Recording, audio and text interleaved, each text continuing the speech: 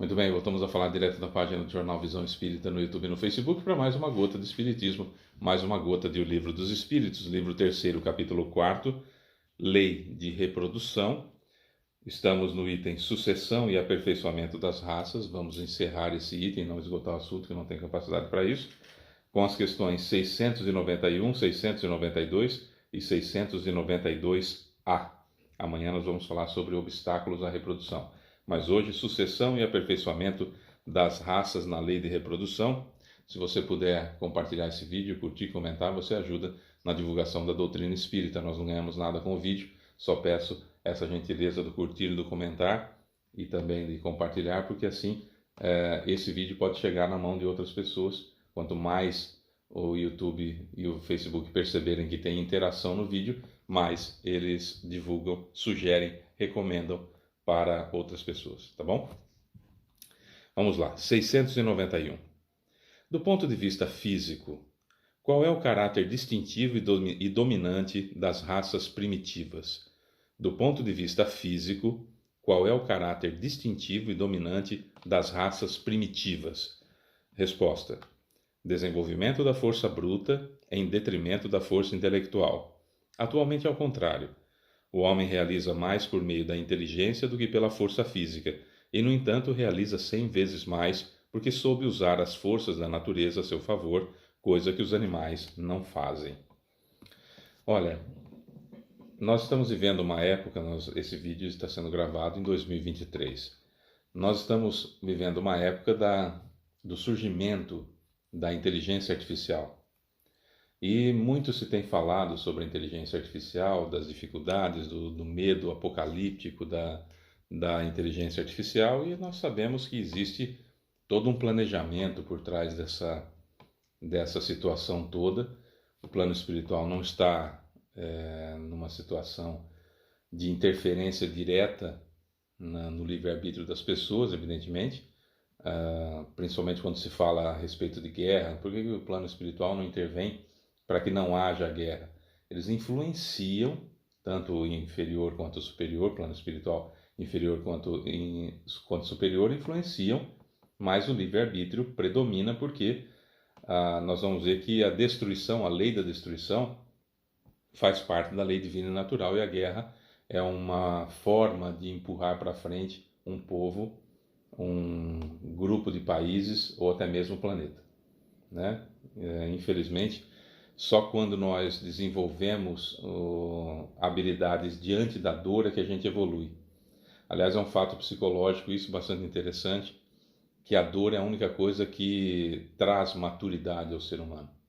Então a dor, como nós a conhecemos, embora os animais sintam-na diferente, mas é o meio de aperfeiçoamento das raças e de apoio ao desenvolvimento do princípio inteligente enquanto ele estagia no reino animal, por exemplo. A dor é que os impulsiona para frente, e nós, seres humanos, a dor é que faz com que nós criemos maturidade ou desenvolvamos a maturidade. Esse fato psicológico é bem recente, né? Repito, estamos gravando esse vídeo em 2023 e é bem recente essa ideia, essa constatação de que a dor ela é definitivamente uma bênção, realmente. A gente estudou recentemente acerca da dor ser uma bênção para os eleitos, né, de Deus. A gente falou isso num bate-papo sobre o Espiritismo, foi uma das lives que a gente faz aos domingos. E tem também essa ideia de que precisamos, de alguma forma, nos aperfeiçoar, precisamos crescer.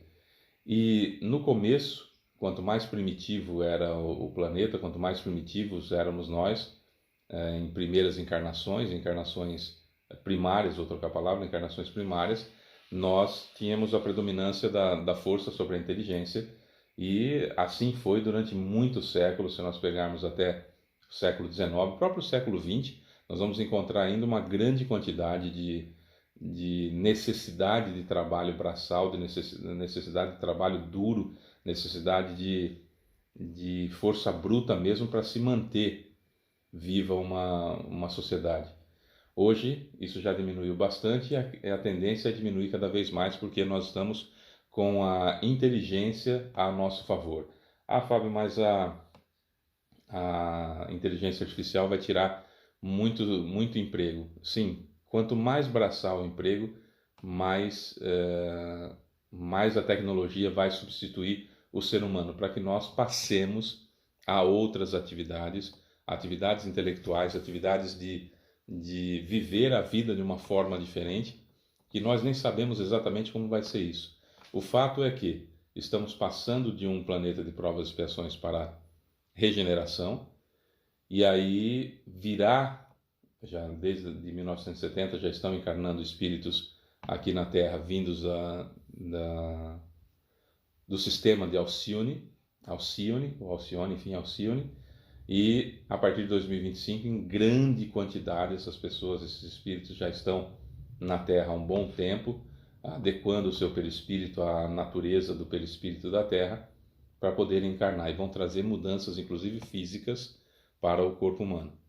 Então, cada vez que nasce uma pessoa de Alcione, nasce com algumas vindas do sistema de Alcione, trazem um pouquinho, trazem uma diferençazinha no corpo.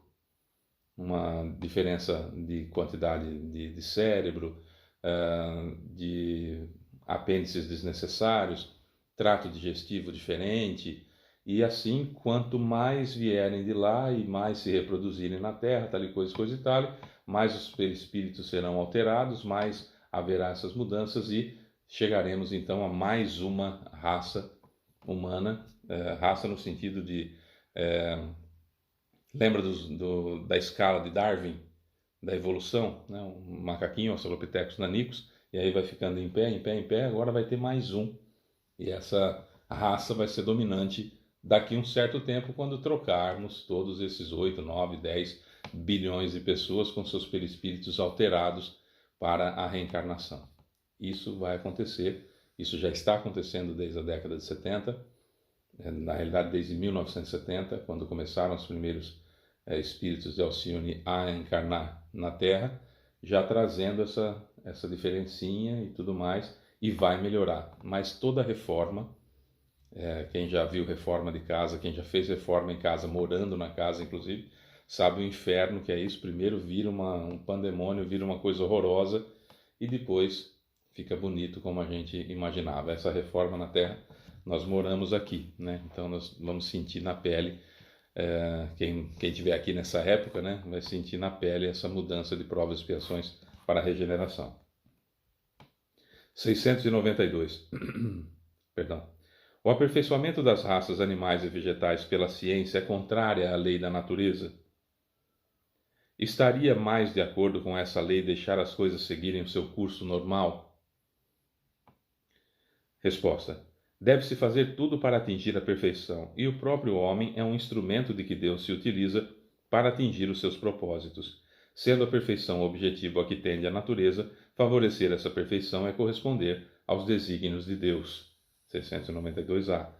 O homem geralmente é movido em seus esforços pelo aprimoramento das raças apenas por um sentimento pessoal e com o único objetivo de aumentar seus prazeres. Isso não diminui seu mérito? Resposta. Que importa que seu mérito seja nulo, contanto que o progresso se realize? Cabe a ele, o ser humano, tornar seu trabalho meritório pela intenção. Aliás, através desse trabalho, ele exercita e desenvolve sua inteligência, e é nesse aspecto que ele tira maior proveito. Olha, aqui poderíamos usar uma terminologia muito famosa no século XXI que nós estamos, que é a questão dos transgêneros e das modificações também nos vegetais para que produzam mais. Então, o milho transgênero não precisa... transgênico. Não precisa esperar só aquela época para ele dar fruto, então ele vai dar fruto o ano todo.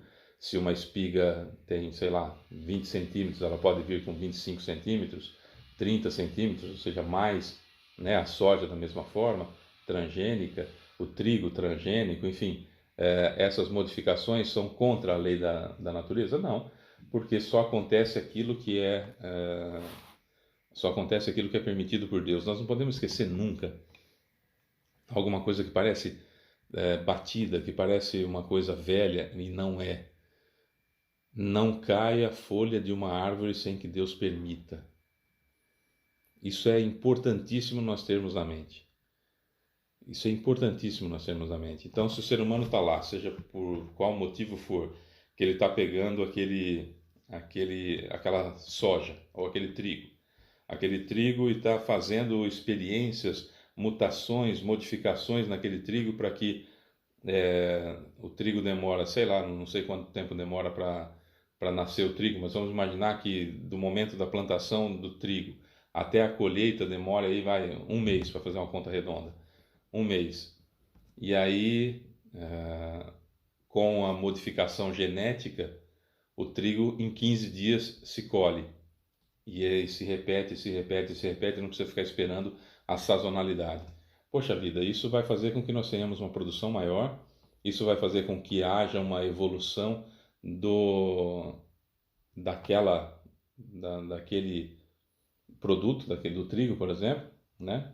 Que pode ser feito com milho, que pode ser feito com a soja, que pode ser feito com isso, com aquilo, com alface, com tomate, com a cenoura, com a couve, o brócolis, enfim, qualquer uma dessas coisas que a gente come, e a fome ser diminuída no mundo, a produção ser maior para mais pessoas poderem encarnar. Nós estamos hoje em 8 bilhões de pessoas encarnadas, mas tem aí de 20 a 22 bilhões de pessoas desencarnadas.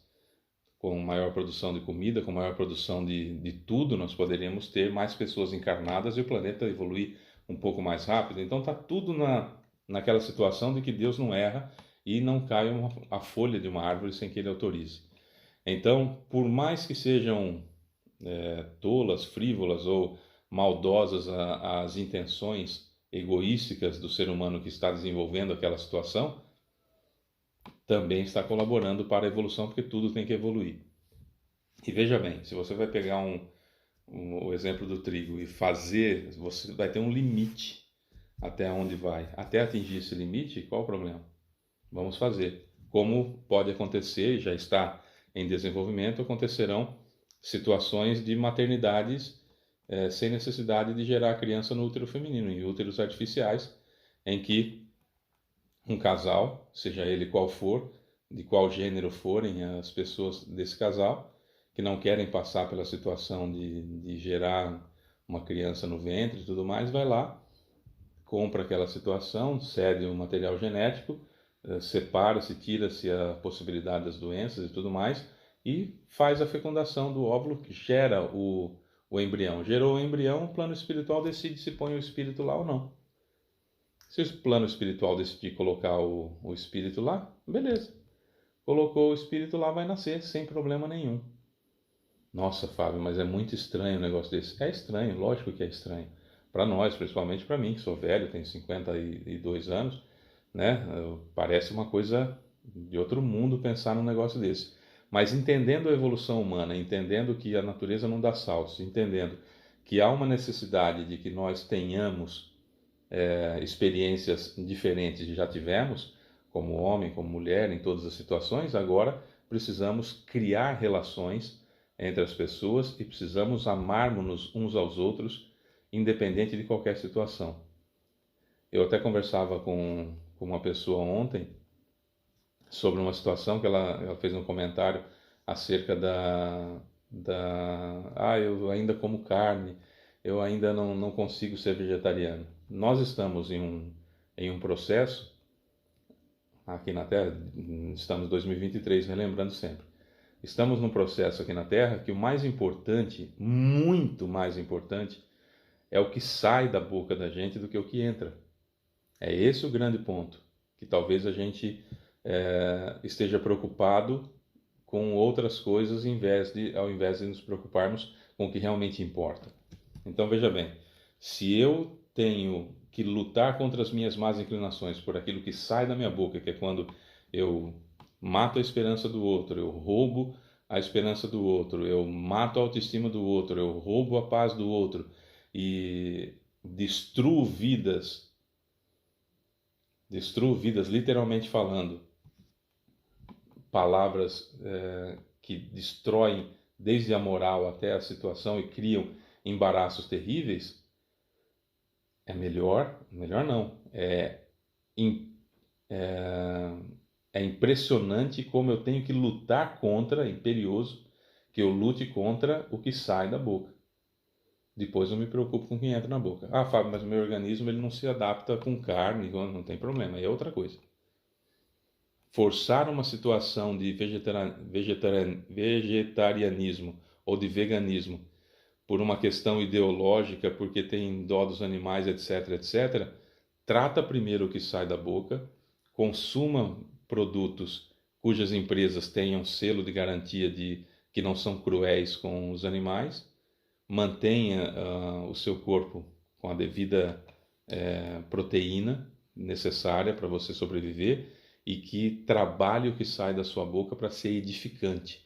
É muito melhor você dar o exemplo, você que está querendo ser vegano porque se tornou espírita, é muito melhor você dar exemplo de espírita que sabe oferecer a outra face, que sabe se calar, que sabe o poder do silêncio, que sabe o poder daquele exemplo que a gente dá do que o Cristo fez, do que necessariamente dar um exemplo comendo apenas vegetais. Né? Tem que ter o seu devido peso nesse ponto que nós estamos. Infelizmente, ainda estamos na necessidade real e premente de trabalhar o que sai da boca. Depois a gente vê o que entra. Ah, Fábio, mas e o vício? Vício é outra coisa. Vício tem que tirar realmente. O cigarro entra pela boca, a bebida alcoólica entra pela boca. Isso sim, evitar o máximo possível, porque compromete o que sai da boca. Agora, você comer um pedaço de carne não faz a mínima diferença. Eu me lembro de um podcast que eu vi recentemente, um trecho, e que o sujeito dizia assim: nossa, eu me decepcionei muito com Chico Xavier quando eu soube que ele comia carne. E aí a pessoa que estava com o entrevistado, não vou citar nomes evidentemente, a pessoa disse: olha, se tudo que o Chico Xavier fez, o exemplo que ele deu, gigantesco, de boas coisas, do que saía da boca dele, que só saía coisa boa, se os 419 livros que ele escreveu, trazendo a complementação da revelação espírita, continuando o trabalho de Kardec, trazendo as maravilhas de Emmanuel, André Luiz e tantos outros, se isso não toca o seu coração e você ficou preocupado com o que entrava na boca dele, o problema não é o Chico Xavier, é você. O cara fala: não é que a gente espera do espírita. O que a gente espera do espírita é o seu comportamento cristão e não o fato exterior do que tem na mesa quando a pessoa estava comendo, né? Tem que tomar um pouquinho de cuidado com essas exterioridades, às vezes tolas, né? Não estou dizendo que o veganismo e o vegetarianismo sejam tolos, não é isso. Mas todo fanatismo é tolo em qualquer situação, inclusive em ser vegano e ser vegetariano, tá bom? É isso. Amanhã a gente vai falar sobre obstáculos à reprodução, que é um tema bastante importante também, porque as igrejas sempre trabalharam numa linha e o Espiritismo traz o raciocínio sobre isso também. A gente vai ver isso a partir de amanhã. Sou Fábio Pereira, essa é mais uma Gota de Espiritismo, Gotas do Livro dos Espíritos. Amanhã tem mais. Beijo pra você que fica, tchau.